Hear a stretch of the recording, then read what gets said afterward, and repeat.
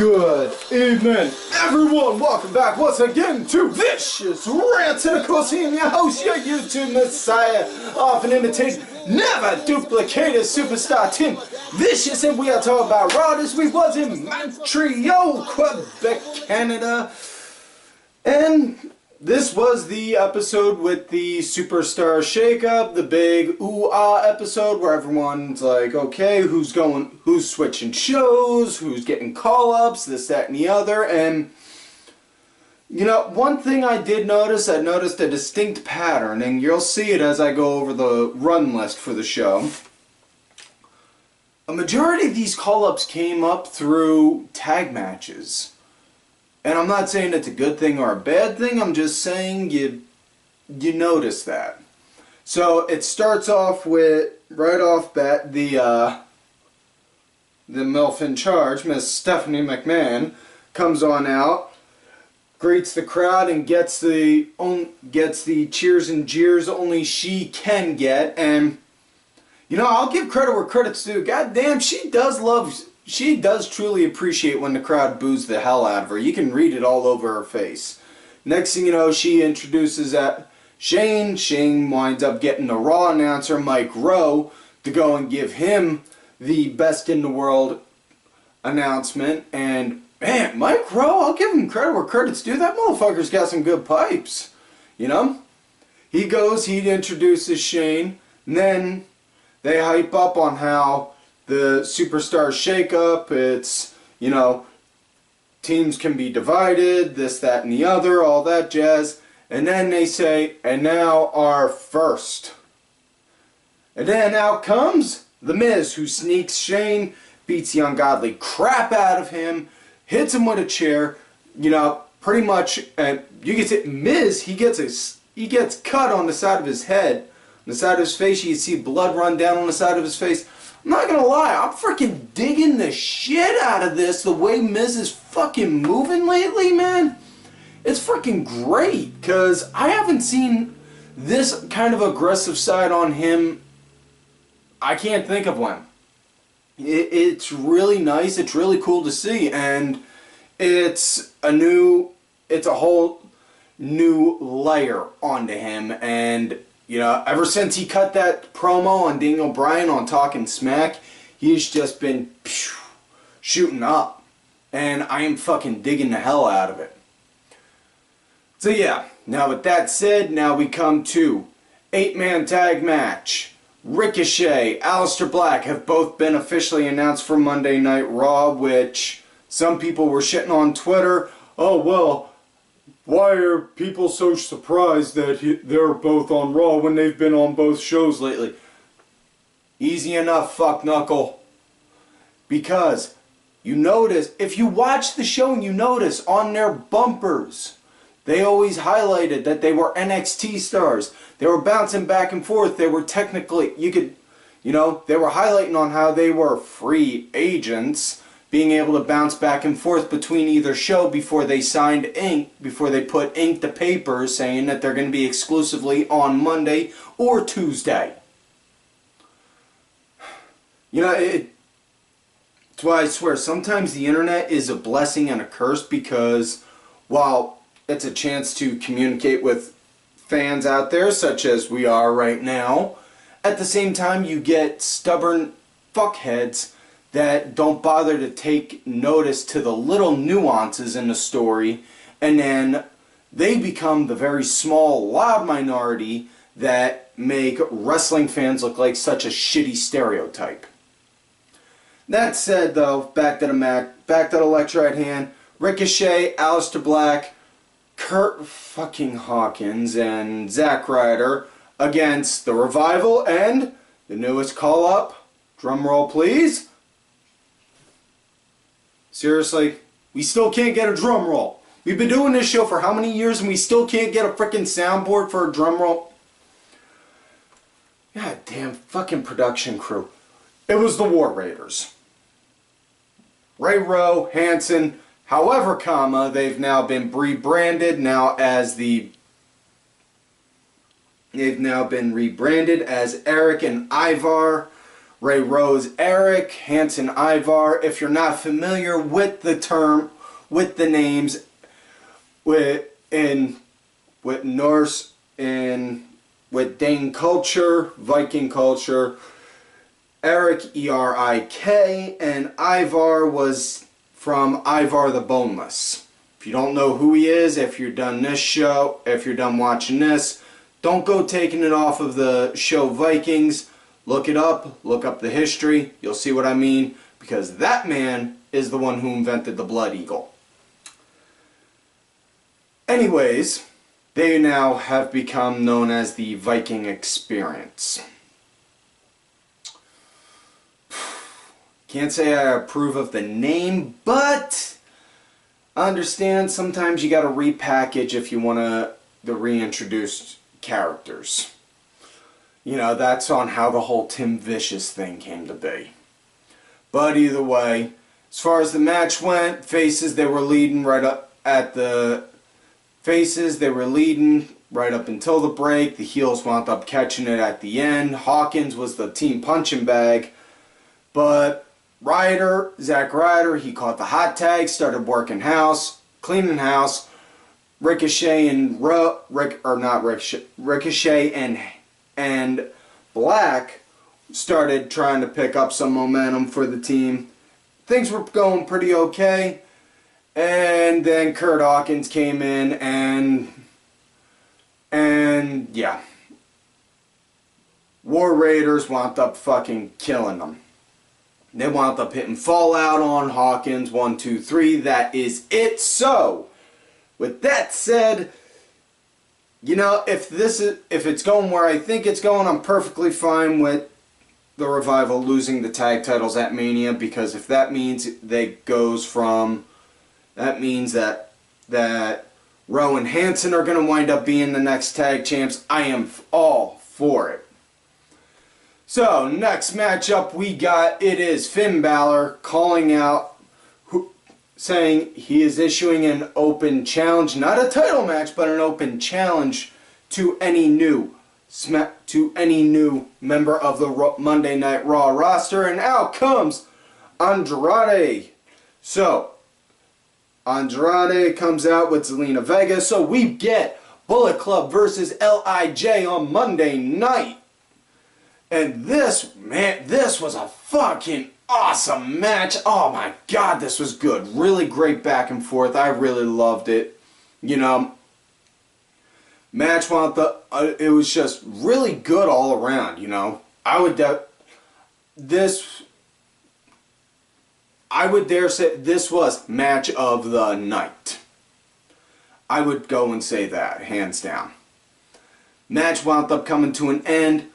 You know, like I said, they had good back and forth going all around, and next thing you know, Balor, he wound up getting outside. Zelina Vega wound up hitting him, wound up getting tossed back inside, and then Andrade wound up hitting that hammerlock DDT, and my god, I wish I would have thought of using that move back when I was in the ring. Oh man, that would have been so good. I'm jealous anytime I ever see somebody do a really cool looking DDT. But yeah, he wound up hitting that hammerlock DDT, 1, 2, 3. That was it, and yeah. Next up, we get Bobby Roode and Chad Gable doing the same thing as Finn, calling out any new member, calling out anyone from SmackDown or any other brand, you know, saying NXT or, you know, emphasizing NXT or 205, because they did also announce that Cedric Alexander from 205 is going to be now part of the Monday Night roster. Some people are shitting on the idea, saying, oh, he's going to get jobbed, he's going to get buried, this, that, and the other. To them I say, shut the fuck up. If you're not fucking happy with what you're fucking watching, change the fucking channel and let the people who actually watch wrestling for the fucking entertainment fucking watch it. Fuck. And I think I just explained the diversity of the word. Anyways, Roode and Gable issue an open challenge, and now come the Usos, which all makes sense on why they dropped the tag titles to the Hardys last week on the Fallout to Mania. So, this Usos yeah, the Usos, they were pretty much on the ass end of an ass kicking right up until the end. Match wound up coming to an end. They started to get a comeback. Boom! Some super kicks. Next thing you know, double Usos splash right on to Gable. 1, 2, 3. That was it. Next up, we get women's tag action. The women's tag team champions, the IIconics, going against Bayley. Now, it would be Bayley and Sasha. However, according to all the rumors and such, and keep in mind, take anything off of the rumor mill and dirt sheets with a grain of salt. Apparently, Sasha Banks and Bayley had a fit and literally threw themselves on the floor upon hearing they were going to be dropping the titles to the IIconics at WrestleMania, to which, if that is honestly the case, I can't help but laugh. Because, okay, anyone can be a first. You can have a dozen first this, first that, first Hell in the Cells, first Elimination Chambers, first titles this, first title that. You can have first that. You know? Yep. Let me ask you this. Who's more iconic in history with WWF Championship-wise? The very first WWF champion or Bruno Sammartino? Who's more iconic for their championship defenses? Triple H or Steve Austin? Who's more iconic with being the underdog that somehow climbed to the top? Eddie Guerrero or insert name here.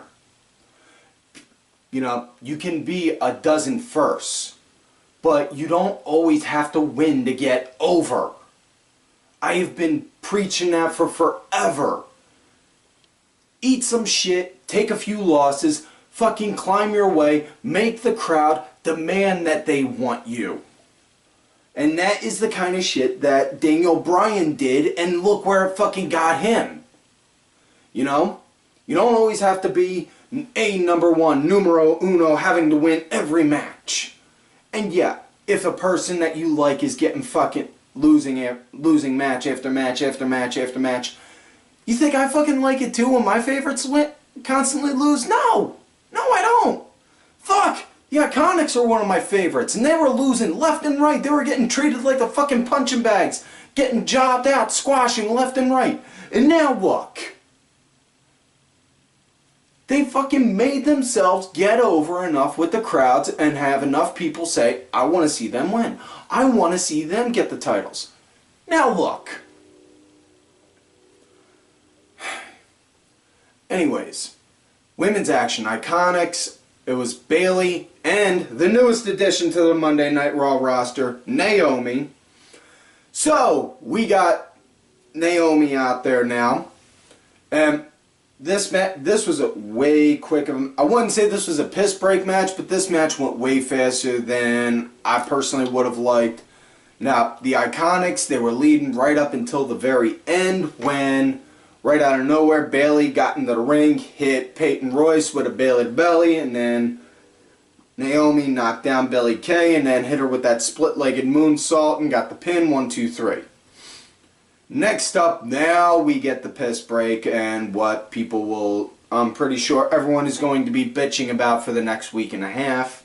EC3 came out, and then they were saying EC3 demanded to have a match and be used and to achieve victory after victory after victory after victory, and out comes Braun Strowman and he pretty much murdered him. Now I know everyone has been saying, oh, he's been misused, he hasn't been utilized properly since he came here, but you know what? Yeah, he hasn't. But again, it falls under what I was saying before. Make himself get over. You know, it's up to him to make the crowd want him more. Not just the very small minority, but the crowd, the audience. It's really that simple. Now we come to the next match. Becky Lynch going against Ruby Riott. And Becky, She was leading at the start. Ruby started picking up some momentum. Match came to an end though. Becky wound up hitting a disarmer, and it was a half-decent match, you know, but yeah, was what it was. Immediately after the match, Natalya came out for whatever reason, and okay, two things. I'm going to just say this right now. Not sure if I've ever said it on this show before in regards to Natalya, but it's the God's honest truth. One, it's hard to tell who's more monotone when they start speaking, Natalya or a phone sex operator. And two, can she cut a promo that doesn't have a line someone from her family has said? Because honestly, that's all she ever really does. She takes lines from Brett, she takes lines from Owen, she takes lines from anyone that had the fucking Hart name. Okay, we get it. Now be your fucking self!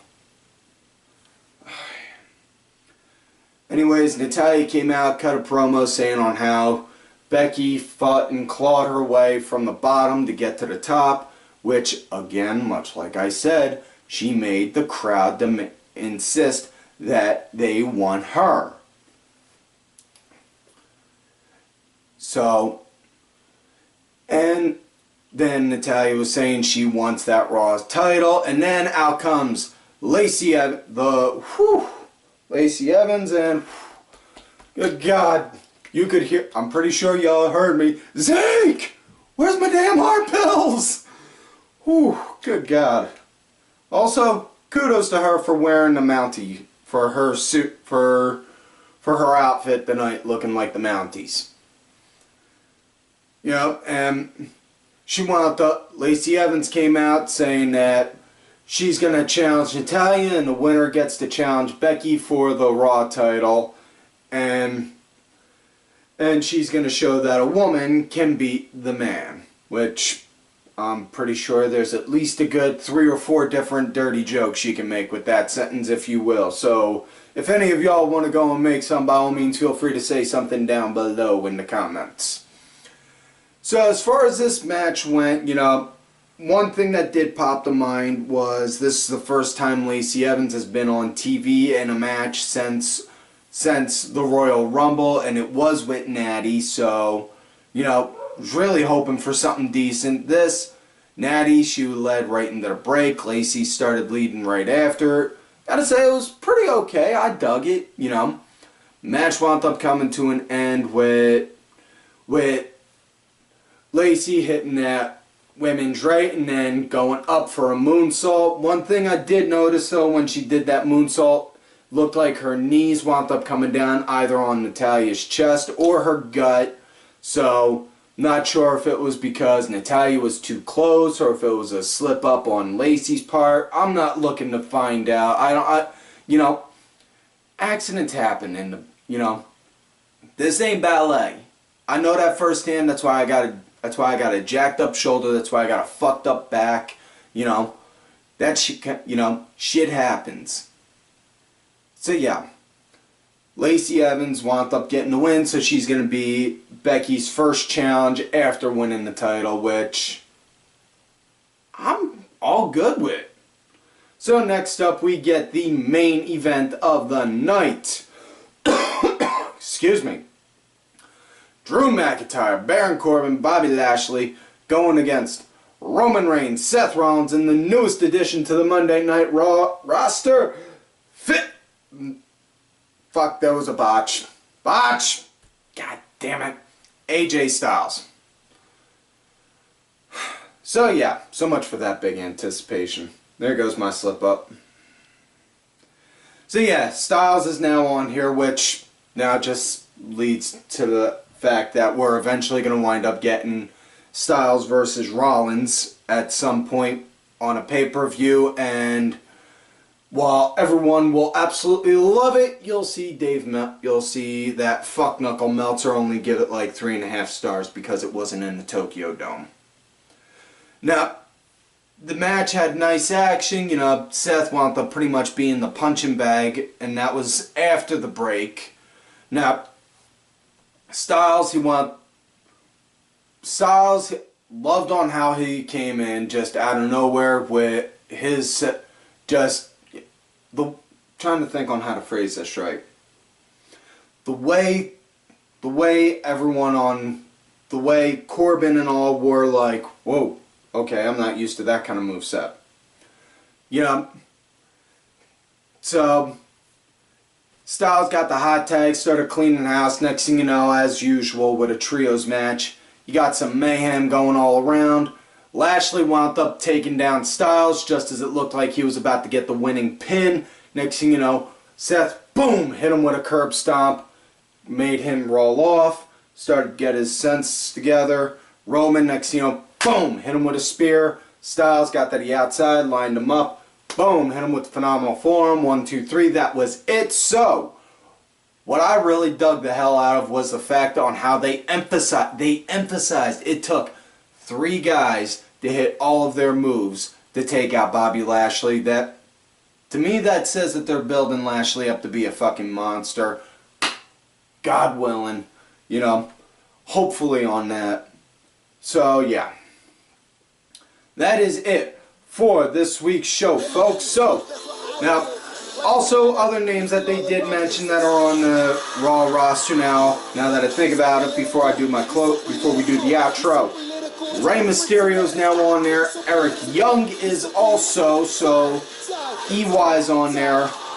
Those are the only 2 other big names that came over, aside from the ones that I said earlier. But like I said, you notice majority of all the new calls for Monday night came up through tag matches. So that is it for this week's show, folks. Do not forget to like the video, subscribe to the channel, go back, watch some of the other episodes. Make sure y'all look for me on the Twitter at Tim Vicious. Do also have another account if I get ghosted or put in Twitter jail, Tim_Vicious. Do also got that Facebook gimmick, Tim Ash. If you want to look for me on my Facebook gimmick, make sure y'all let me know you found me on there from here or on my Twitter at Tim Vicious. Leave any interesting thoughts, complaints, concerns, grunts and groans down below. I'm always open to criticism, good, bad, and everything in between. Big thanks to my executive producer, Oliver Ben, who did provide the music for this week's show. If you want one of these sweet-ass Ollie Rewind shirts, hit me up and I'll talk to Ollie for you. Show that man some love and support. Don't forget to follow all of these cool-ass cats right here on the Twitter. Axel Mulligan, Kenny Killer, DSV_IV, Cranky Grandpa has changed his name to Cranky Asshole, Dazzy MWP, as well as Sergeant Curry Pants. And folks, like I always tell y'all, you love me great, you hate me. Fuck yous.